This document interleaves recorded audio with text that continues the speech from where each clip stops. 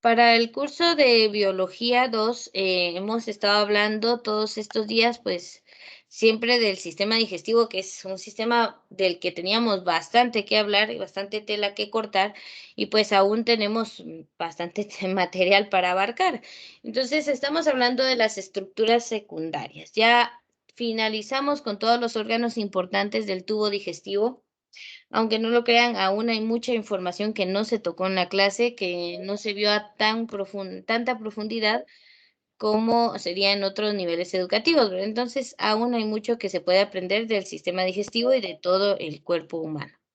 Entonces, ahorita vamos a hablar de estructuras secundarias, aquellas estructuras que colaboran con el proceso de la digestión, pero que no están estrictamente tan relacionadas, ¿verdad? Los podemos encontrar incluso en otros órganos, perdón, en otros sistemas del cuerpo. Ay, miren cómo quita tiempo esto de estarlos admitiendo. Ya, de verdad, empezando la clase, ya de preferencia entren puntual, por favor. Permita. Es que me interrumpe mucho ese. Ay, Dios. Bueno, voy a dejar que se acumulen unas cuantas personas ahí cuando estén solicitando ingresar. De todos modos, ya están ingresando 10 minutos tarde. Entonces, vamos a trabajar el tema, pues agradeciendo a ustedes que se conectan de manera puntual. Entonces, estructuras secundarias, vamos a hablar primero, pues, de los dientes. Los dientes, pues, son parte de las estructuras que encontramos dentro de la boca y desempeñan el procesamiento, su función es el procesamiento de los alimentos, que pues creo que ya es bastante lógico, sabemos que nos sirven para masticar, ¿verdad? Para eso usamos los dientes. Entonces masticamos abriendo y cerrando la mandíbula y moviéndola de un lado a otro mientras utilizamos, bueno, la lengua, ¿verdad? Para mover los alimentos hacia ellos. Entonces, permítame un segundo.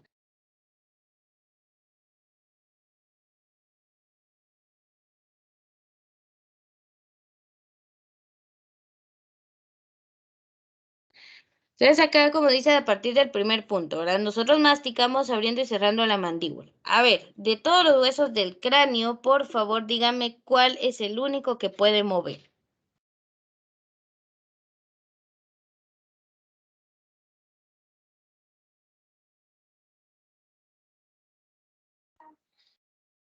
A ver, por lógica, de todos los huesos que tiene en su cráneo, ¿cuál de ellos puede mover?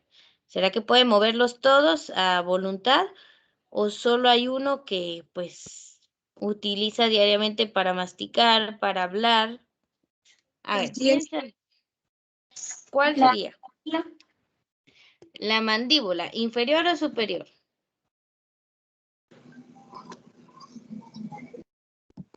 Inferior.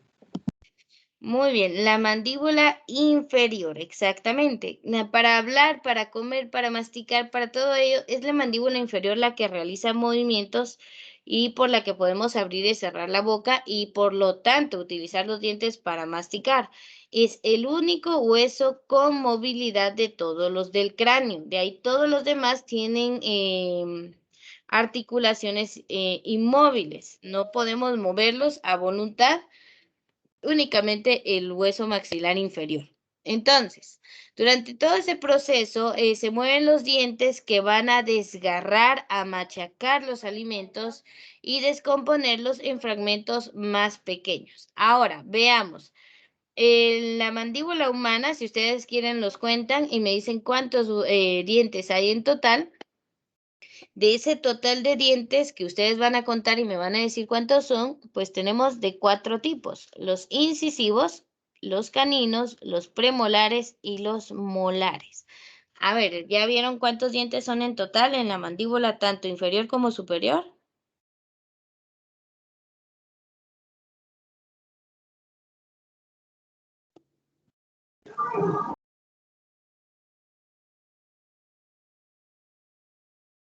A ver, por ejemplo, incisivos, pues los ayudo a contar, ya que veo que no han podido visualizar la cantidad. Incisivos tenemos 4 superiores y 4 inferiores. Vaya sumando, por favor. Caninos tenemos 2 superiores, o sea, 2 colmillos arriba y 2 colmillos abajo, 2 caninos abajo. Allá vamos con esos 4 más 4 más 2 más 2. Premolares tenemos 2 arriba y 2 abajo, 2 pares. O sea, son 4 en total arriba y 4 en total abajo. Váyalo sumando.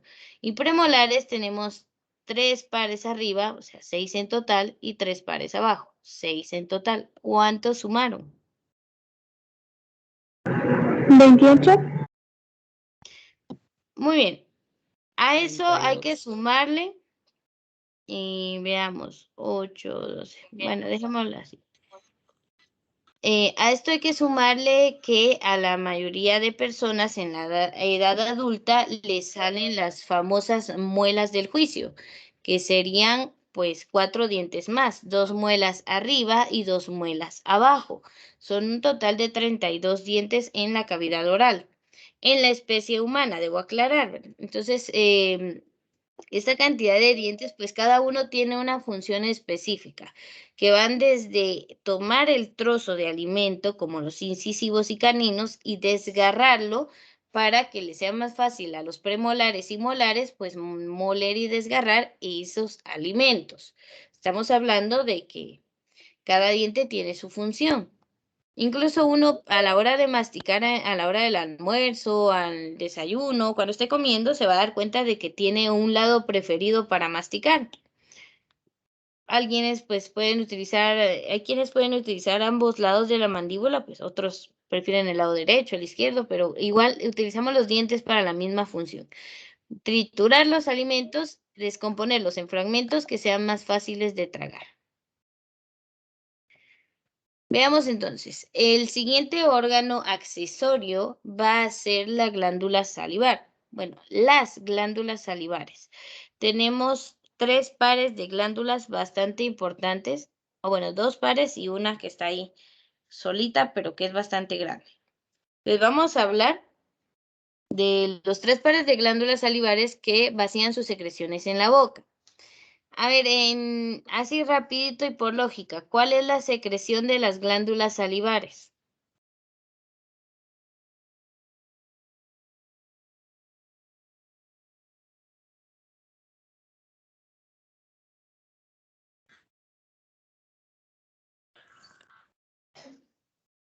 La saliva, Miss. Gracias, José Salud. Estamos hablando de la saliva. Muy bien, creo que aquí con ustedes sí se puede usar el chat. Ah, sí, es cierto. Muy bien, acá Flor contestó a través del chat que es la saliva, ¿verdad? Si les aparece ese recurso, pues aprovechenlo cada vez que necesiten. Bueno, entonces, mire, la función de las glándulas salivares, como su nombre lo dice, es producir saliva. La saliva tiene su utilidad y función dentro de la cavidad oral. Por ejemplo, si hablamos de las glándulas sudoríparas, su mismo nombre nos dice que segregan, pues sudor. Entonces, cuando escuchen glándulas salivares, pues asocienlo con la palabra saliva, que ese es su producto. Entonces, ¿en dónde tenemos estas glándulas? Primero tenemos las grandes glándulas parótidas que están en la parte anterior de las orejas. A ver, ¿anterior se refiere a adelante o atrás? Atrás. Adelante. A ver, ya dijeron Adelante. atrás y adelante. Adelante. ¿Quién da más y quién da menos? Adelante. Exacto, es adelante. Anterior es adelante y posterior es atrás. Entonces, ubique sus manos, por favor, enfrente de sus orejas, adelante de las orejas, prácticamente en donde inician sus mejillas o pues sus cachetes. Allí en esa región en donde se siente el hueso maxilar inferior, donde se siente esa articulación, pues enfrente por ahí están las glándulas parótidas, que pues si son muy grandes tal vez nos pueden hacer parecer muy cachetones. Entonces, en la región de las mejillas tenemos las glándulas parótidas y que a través de un pequeño conducto llevan su producto, que es la saliva, hacia el interior de la boca. Vaya, pero no son las únicas glándulas, tenemos otras más. Están las glándulas submandibulares. Si usted, bueno, tendría que tocar la base de su mandíbula inferior, por ahí abajo, en esa región, no solo tenemos, si usted toca la piel de su mandíbula o sobre la mandíbula inferior, va a sentir que encuentra muchas como pequeñas, ¿cómo decirlas?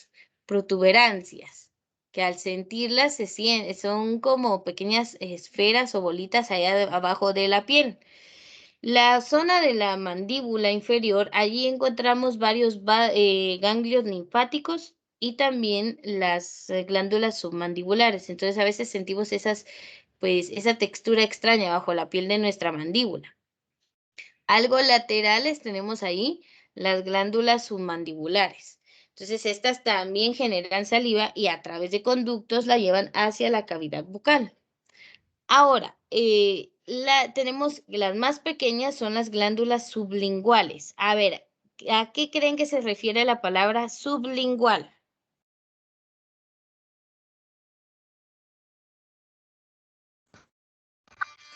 Que ¿Abajo de se la lengua? ubican debajo de la lengua. Exactamente, sub significa abajo y lingual pues viene de lengua. Entonces esas las encontramos abajo de la lengua. Esas son más pequeñas. Las más grandes son las parótidas, o sea, las que tenemos en los cachetes, adelante de las orejas. Y las más pequeñas son las sublinguales, que están abajo exactamente de la lengua. Esas sublinguales son las responsables de que a veces cuando estamos hablando, pues casi que bañamos a la persona de enfrente cuando salivamos mucho. Usted puede ponerse a platicar con alguien y hablan de algún alimento que a usted le gusta, puede comenzar a generar saliva y esta es expulsada mientras habla. Entonces, esa es acción de la sublingual. Entonces, todas estas glándulas vacían sus secreciones en el suelo de la boca a través de los diminutos conductos que tienen para ello. El producto de las glándulas salivares es la saliva. Aquí está la definición, por favor, la pueden tomar de esta diapositiva. La saliva es una mezcla de mucosidad y líquidos serosos. ¿Ya? Entonces, esa mucosidad es la que recubre, por ejemplo, las mejillas, el cielo de la boca, que siempre se mantiene húmeda. Cuando usted sienta la boca muy reseca, puede ser producto de una enfermedad o de algún medicamento que esté tomando. Eso no es no es una buena señal, a menos que el medicamento pues ya diga que pueda producir esa característica, ese efecto secundario, pero por lo regular nuestra boca siempre se mantiene húmeda y es gracias a la saliva, a esa mucosidad y a los líquidos serosos. Entonces, la mucosidad sirve para humedecer toda la superficie interna de la boca y también ayuda a unir los alimentos en una masa denominada bolo. ¿Se recuerdan del bolo alimenticio? Dijimos que se forma en la boca. Pues bueno, esa se une gracias a la saliva, que actúa como un pegamento, se podría decir. La saliva hace que sea más fácil el poder masticar nuestros alimentos y, por supuesto, tragarlos. Si usted tragara sus alimentos en porciones sin masticar o no humedecidos con saliva, le sería muy difícil al esófago poderlos llevar hacia el estómago, incluso se podría lastimar.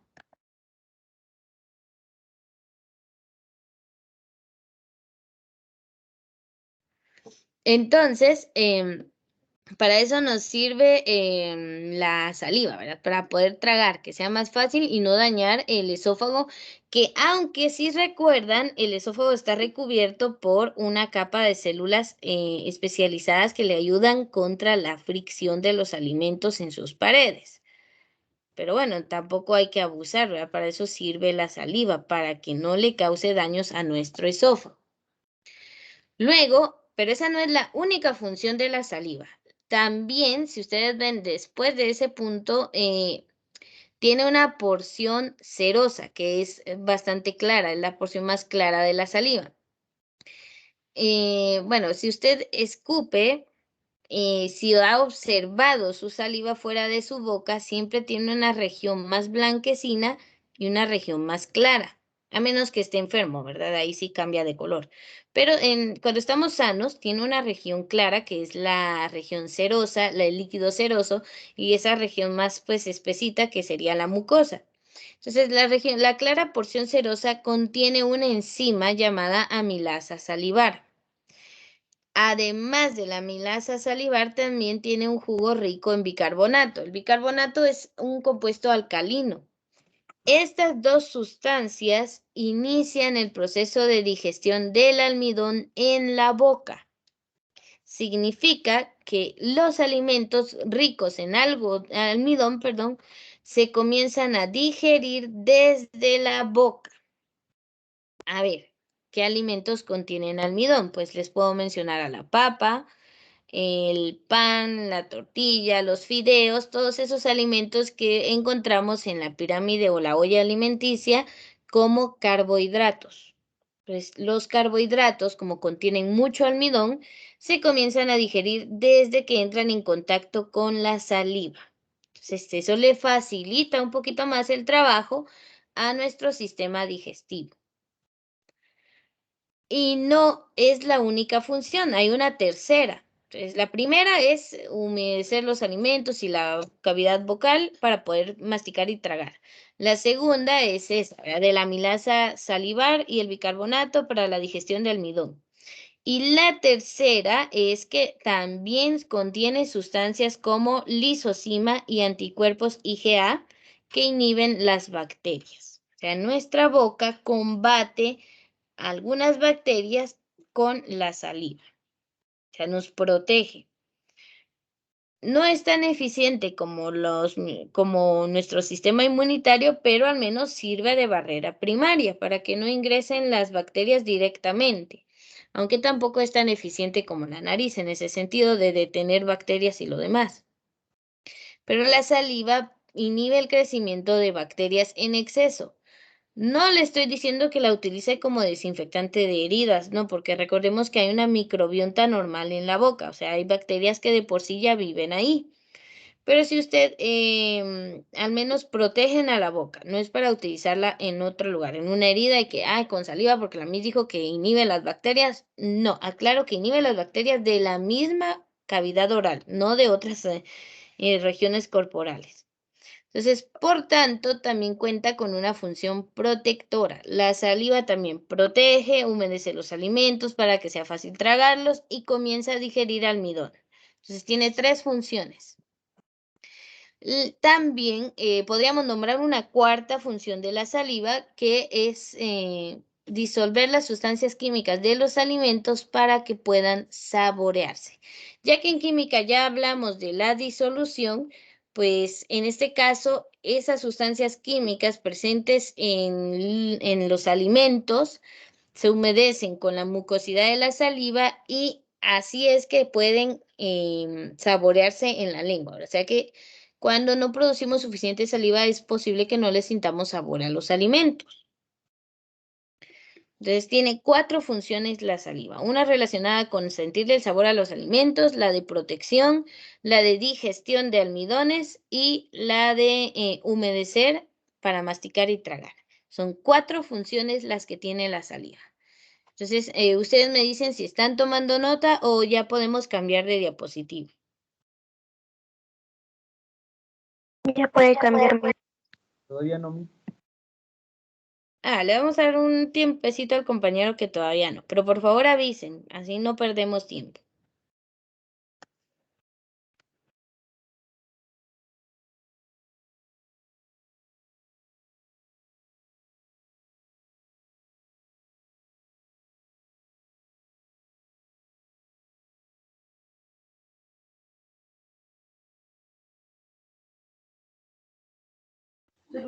Ya, profesora.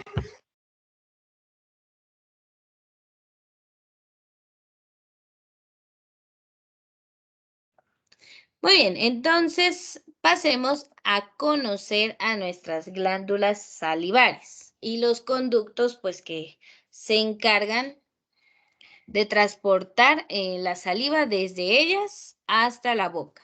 Entonces, veamos aquí, por favor.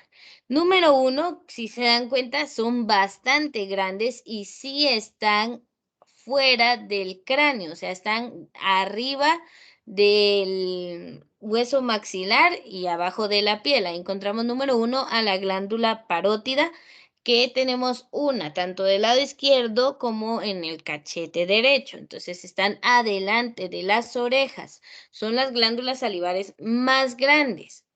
Ahora, si leen donde está el número 5, es el conducto de Stenum. Ese conducto es el que lleva la saliva que genera la glándula parótida hacia la boca. Mantiene las mejillas internas pues húmedas y ayuda a humedecer los alimentos. Bien, hay personas que tienen la mala suerte de que ese conducto se bloquea y la saliva se solidifica dentro de ese conducto y genera cálculos hechos de saliva, ¿verdad? De cristalizada allí, que son bastante dolorosos, porque si se dan cuenta el conducto es bien pequeño. O sea, incluso ahí se nos pueden formar cálculos o pequeñas cristalizaciones de la saliva que generan dolor. Entonces, la número 1 es la glándula parótida con su conducto de Stenum, que es el que lleva su producto, que es saliva, hacia la boca.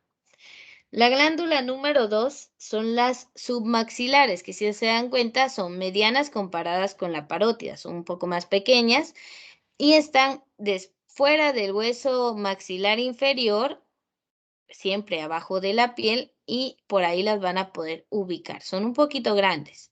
Entonces, las glándulas submaxilares tienen el conducto número 4, si lo pueden ver allí, es el conducto de Wharton. El conducto de Wharton es el responsable de llevar la saliva que genera la glándula submaxilar hacia el suelo de la boca. Entonces, las parótidas envían saliva desde arriba por las mejillas y la submaxilar y la sublingual envían saliva desde abajo hacia el suelo de la boca. Y el número 3 que tenemos allí señala, a la glándula sublingual, que está abajo de la lengua y que tiene varios conductos pequeños para poder expulsar su producto, que es la saliva, y que vaya a cumplir con esas 4 funciones. A ver, ¿quién me dice las 4 funciones de la saliva? Las acabamos de ver.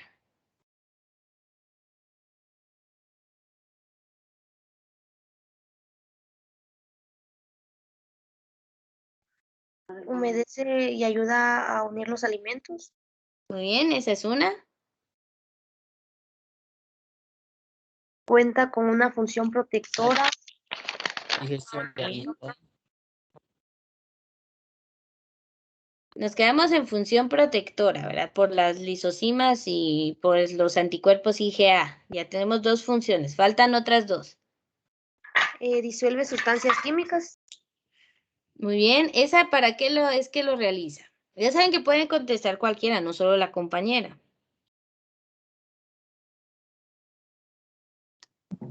Para que se puedan saborear los alimentos. Perfecto, muy bien, para poder saborear los alimentos, ¿verdad? Tiene que disolver esas sustancias químicas para saborear. Nos hace falta una.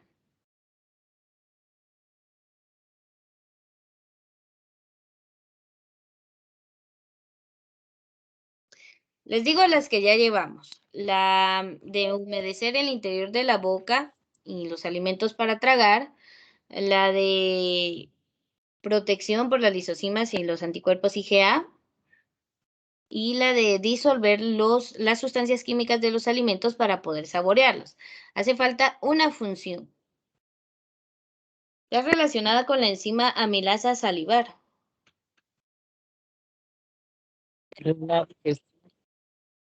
La digestión del almidón.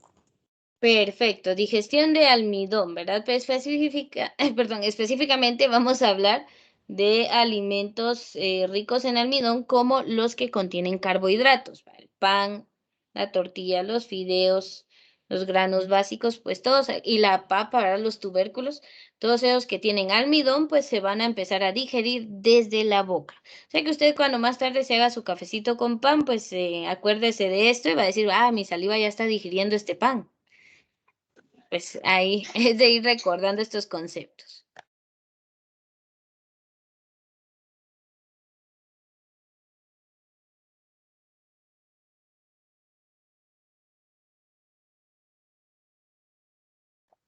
Muy bien, no sé cómo van con este esquema. Sí es importante la ubicación de las tres glándulas. Yo sé que no vamos a hacer dibujos expertos, ¿verdad? Pero al menos sí señalizar en qué región del rostro están para que ustedes puedan pues asociarlas en todo caso que yo coloque una ilustración.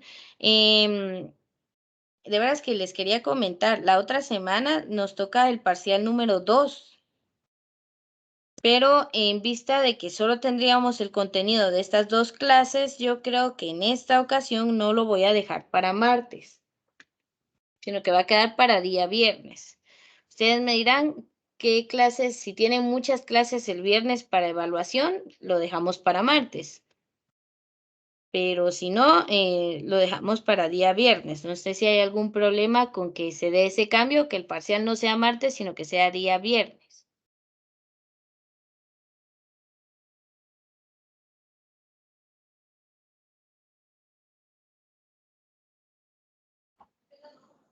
Está bien, profesora. Muy bien, Flores de medicina, entonces de parte de medicina creo que no hay ningún inconveniente. ¿Qué tal las otras carreras? Sin objeciones. Muy bien. Bueno, ya que no hay ningún inconveniente, entonces el parcial dejo de una vez dicho, ahí me recuerdan el martes, que queda para el día viernes. Así tenemos una clase más para repasar y pues abarcar un poco más de contenido. Entonces, me imagino que ya hicieron su esquema de las glándulas salivares, ya al menos para ubicarlas y los conductos importantes que son el de Wharton y el de Stenung. El de Stenung que va desde la parótida y el de Wharton que va desde la submaxilar y la sublingual al suelo de la boca. Bueno, avancemos entonces. El siguiente órgano que nos queda es bastante importante. Es una glándula del tipo mixta. Vamos a hablar del páncreas. Cuando digo mixta, bueno, creo que medicina sí se recuerda de lo que hemos visto en anatomía, pero una glándula mixta es aquella que tiene características endocrinas y exócrinas, es decir, que produce hormonas para el sistema circulatorio, que eso sería endocrino, y tiene funciones exócrinas porque expulsa a través de un conducto un producto, una secreción. Entonces, el páncreas cumple perfectamente con esas dos características. Es una glándula mixta. Si vemos su ubicación en la imagen, por favor, casi no se leen los nombres ahí, pero creo que ya sabemos. Si les menciono que el páncreas está muy cercano, incluso podríamos decir encajado en la curvatura de la primera parte del intestino delgado, ¿de qué parte estamos hablando? ¿Cómo se llama ese 5% de tubo de intestino delgado?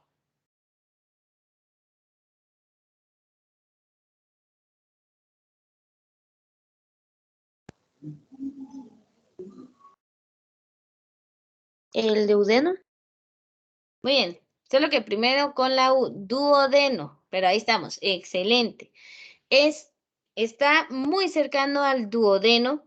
Si se dan cuenta, arriba de este están señalizando ahí de color verde a la vesícula biliar y de color cafecito pues al hígado, porque ambos cumplen con una función que va relacionada a esa primera parte del intestino delgado, al duodeno, y es completar la digestión química de los alimentos. Lo que no se termina de digerir en el estómago se ocurre en el duodeno del intestino delgado, en esa primera porción, que es apenas el 5% de esos 6 a 7 metros que mide el intestino delgado.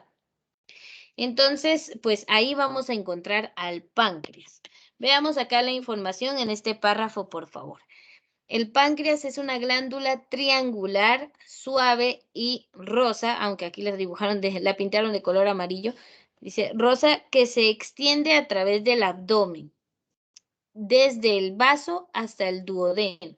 Recordemos que por ahí tenemos también al vaso, está del lado izquierdo, en donde está la flexura esplénica o izquierda del colon, que eso lo vimos en la clase anterior, donde cruza el colon transverso, se dobla hacia abajo y comienza el colon descendente. Eso lo vimos en la clase anterior.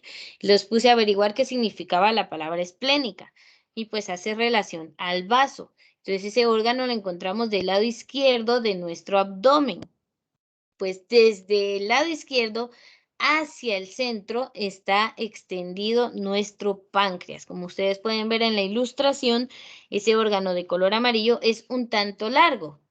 Entonces se encuentra ahí y llega hasta el duodeno, que es la primera región del intestino delgado. La mayor parte del páncreas se encuentra en la parte posterior hasta la peritoneo parietal, hasta el peritoneo parietal, o sea, hasta esa capa de tejido que recubre. De ahí que su ubicación se denomine retroperitoneal, o sea, está hacia atrás del peritoneo. Únicamente el páncreas produce enzimas descritas más adelante, bueno, las vamos a ver, que serían la amilasa pancreática, la lipasa pancreática. Ay, se me fue el nombre de otra. Bueno, vamos a ver si son esas dos nada más. Entonces, produce enzimas que descomponen todas las categorías de alimentos digeribles. O sea, las enzimas que produce el páncreas digieren todo lo que el cuerpo humano puede digerir. Proteínas, carbohidratos,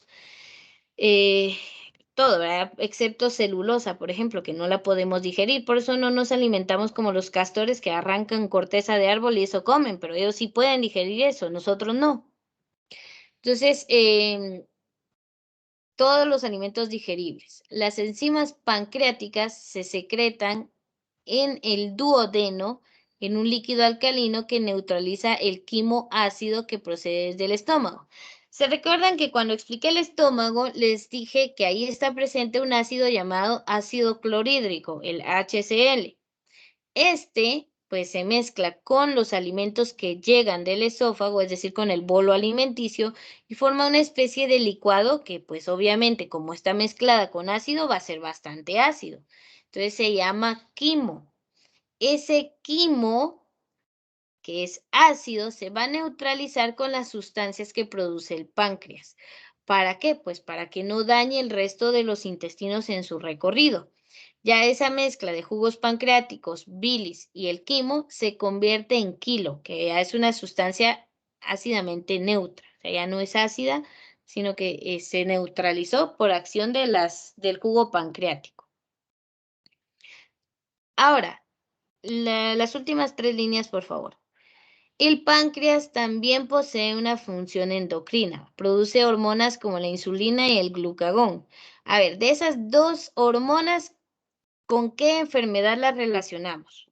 Bueno, al menos la primera.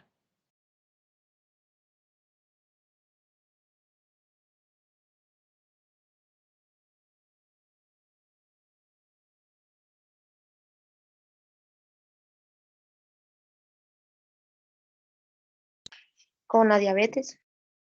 Excelente, estamos hablando de la diabetes, ¿verdad? Cuando tenemos problemas para poder producir, pues, o controlar estos niveles de hormonas.